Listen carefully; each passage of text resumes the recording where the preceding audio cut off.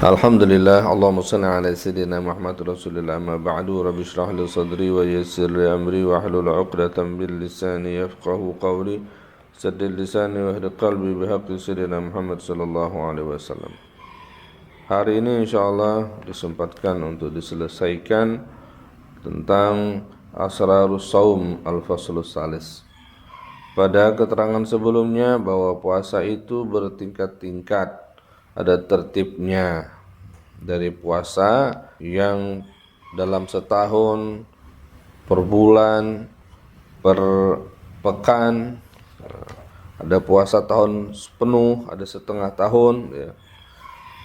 Maka yang paling diajarkan oleh Nabi SAW adalah ujung daripada pertemuan kemarin, di mana Nabi SAW sadaqan diberikan kepadaku, disodorkan, ditawarkan kepadaku kunci-kunci kekayaan dunia dan kekayaan bumi.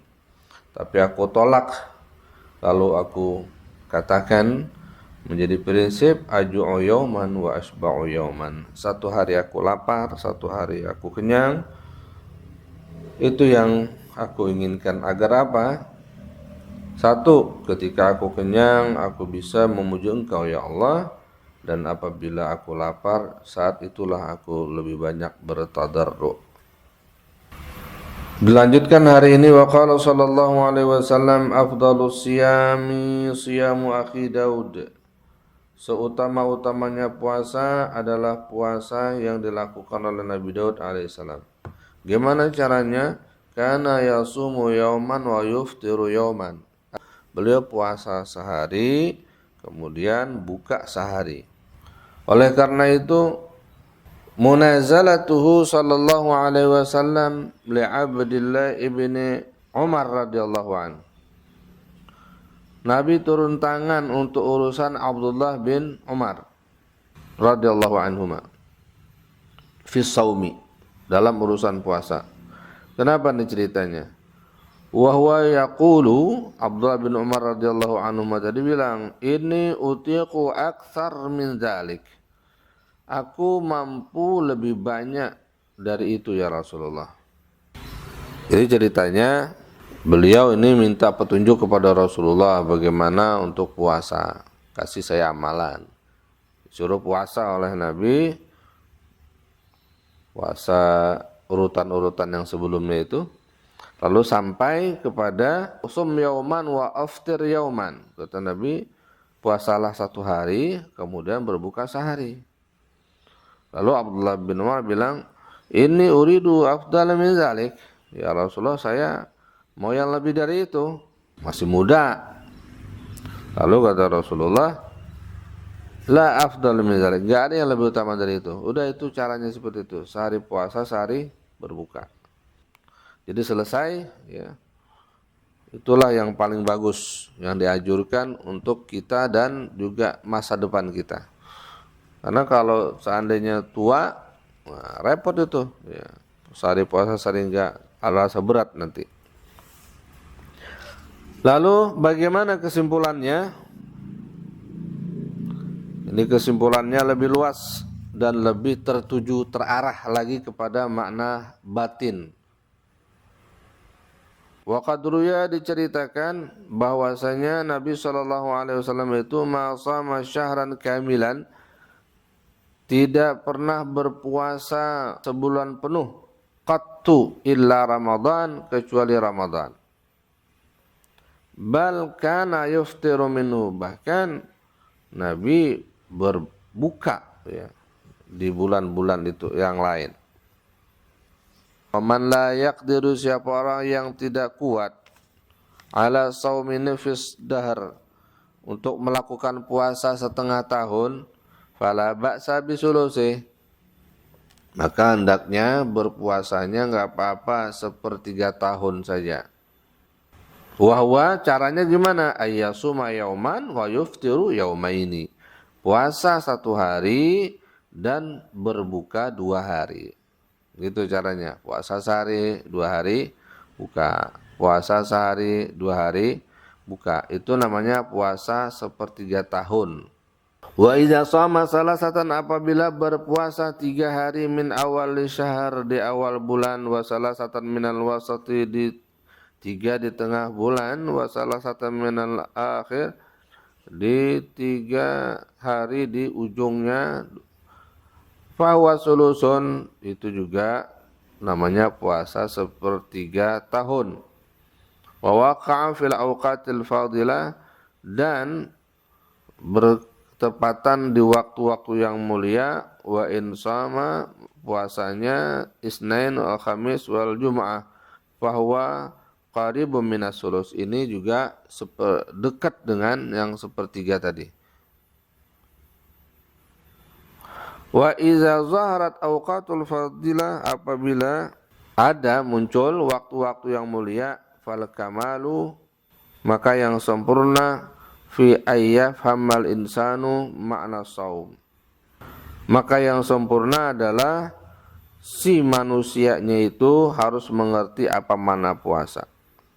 Jadi kalau puasa dari yang turunan tadi tuh, dari puasa sepanjang tahun, puasa setengah tahun, puasa yang per pekan itu, ya, kemudian puasa sepertiga tahun, ya, itu kalau mau melihat yang utamanya gimana, yang paling sempurna tuh orang puasa mengerti mana puasa. Jadi bukan sekedar puasanya saja, puasa sepanjang tahun, puasa setengah tahun, puasa sepertiga tahun. Ya mungkin kalau badan fisiknya kuat banyak yang melakukan itu, tapi tidak semua yang puasa-puasa itu, kata Imam Ghazali, mengerti makna puasa, tujuan daripada puasa. Lalu apa tujuan puasa, makna puasa? Wa anna maqsudahu tasfiyatul qalbi wa tafrighul hammi lillahi azza wa jalla. Makna dari puasa sesungguhnya adalah membersihkan hati dan menfokuskan hati kepada Allah Subhanahu wa taala. Wa tafrighul ham, ya, mengosongkan kebingungan, mengosongkan pikiran, lillahi azza wa jalla, khusus untuk Allah. Jadi tujuan puasa itu membersihkan hati dan memfokuskan pikiran kepada Allah. Wal faqihu bidaqaiqil batin yanzuru ila ahwalihi. Orang yang faqih, yang mengerti dengan rumitnya urusan batin, yanzuru ila ahwalihi, dia akan memperhatikan kepada keadaannya sendiri. Artinya faqad yaqtadi haluhu dawam as-shaum wa qad yaqtadi dawam al-fitr wa qad yaqtadi masjal iftar bis-shaum. Maksud mengerti keadaan batinnya itu apa? Ini yang jujur, ya, dengan hatinya sendiri. Maka dia bisa menilai, ada yang butuh keadaannya itu dengan dawam as-shaum, harus terus-terusan berpuasa. Saya kalau terus-terusan berpuasa, saya bisa fokus kepada Allah, hati saya bisa bersih. Ada pula yang melihat dirinya butuhnya enggak puasa, karena kalau saya puasa, saya ngerti diri saya sendiri, kacau nih, saya butuhnya untuk tidak berpuasa sunnah. Dengan tidak berpuasa sunnah, saya bisa fokus, saya lebih khusyuk kepada Allah, saya lebih bersih hatinya, nggak mikirin macam-macam, nggak mikirin lapar, nggak mikirin ini. Ada yang model begitu.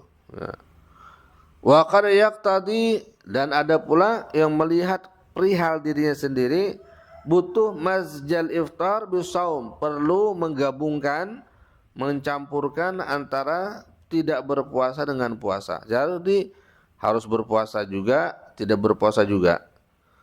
Nah, jadi yang faqih, yang ngerti keadaan batinnya, dia bisa menilai dirinya seperti itu. Tapi kalau model kita ini lebih baik memang puasa, belum faqih. Ya, ini adalah orang-orang yang terbuka mata batinnya, sudah bisa menilai dirinya sendiri. Dia ngerti mana yang saya harus lakukan dan mana yang saya harus tinggalkan. Dia tidak diperbudak lagi dengan nafsunya.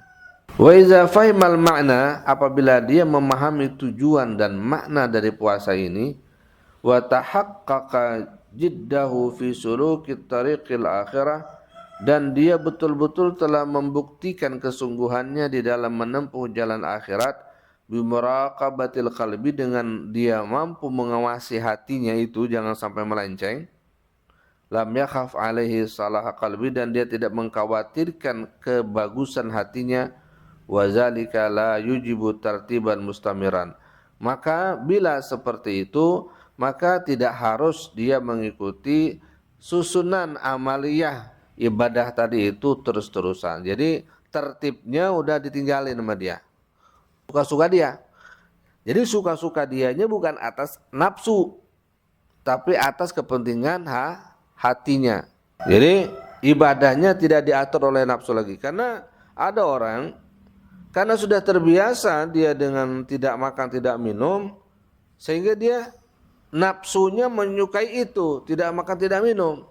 Jadi sukalah dia berpuasa, bukan atas karena Allah, tapi atas kebiasaan. Saya biasanya kalau nggak puasa jadi nggak enak pada saya. Nah, berarti dia bukan karena Allahnya, karena ada kebiasaan di luar yang diinginkan, dia masih mencari ridha daripada nafsunya. Jadi diakalin tuh dirinya sendiri. Kan pernah ada cerita,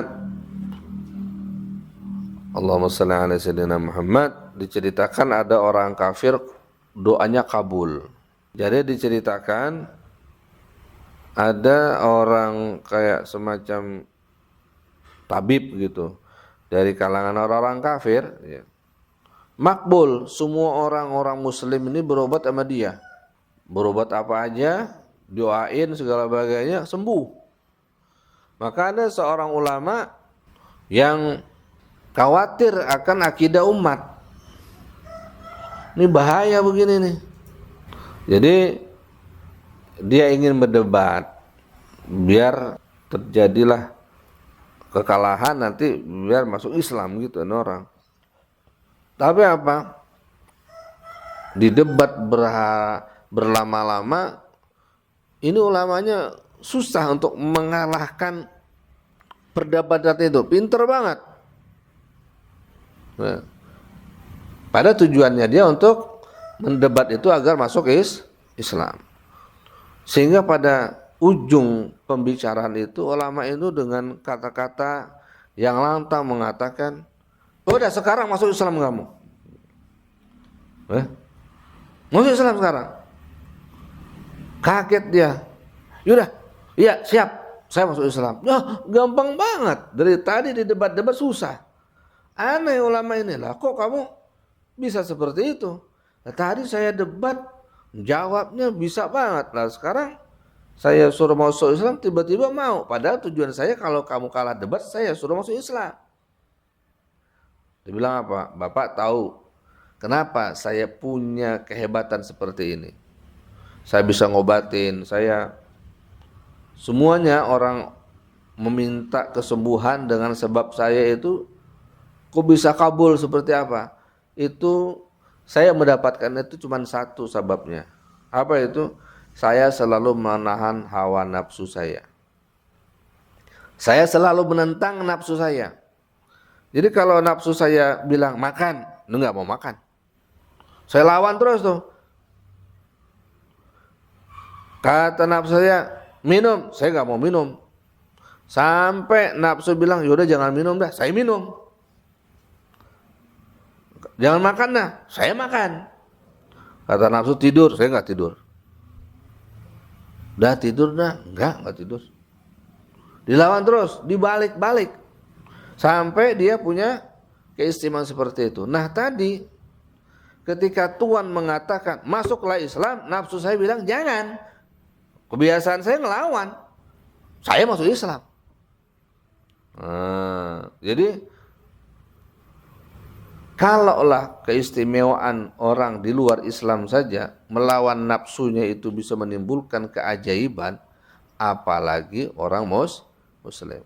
Makanya kata Imam Ghazali, ya, kehebatan itu adalah orang itu mampu melihat maslahat pada dirinya, kemampuan melihat makna puasa pada dirinya. Kalau dengan puasa dia justru keenakan, Nah, ini dia udah lupa Allahnya nanti di situ. Dia lupa tujuan puasa. Padahal tujuan puasa itu adalah untuk memfokuskan diri kepada Allah. Ingat, ini ujung daripada kajian tentang puasa, ya. Jangan pula nanti kajian seperti ini dijadikan pemahaman yang disimpulkan tanpa mengkaitkan pelajaran yang dari awal. Salah lagi pahamannya nanti.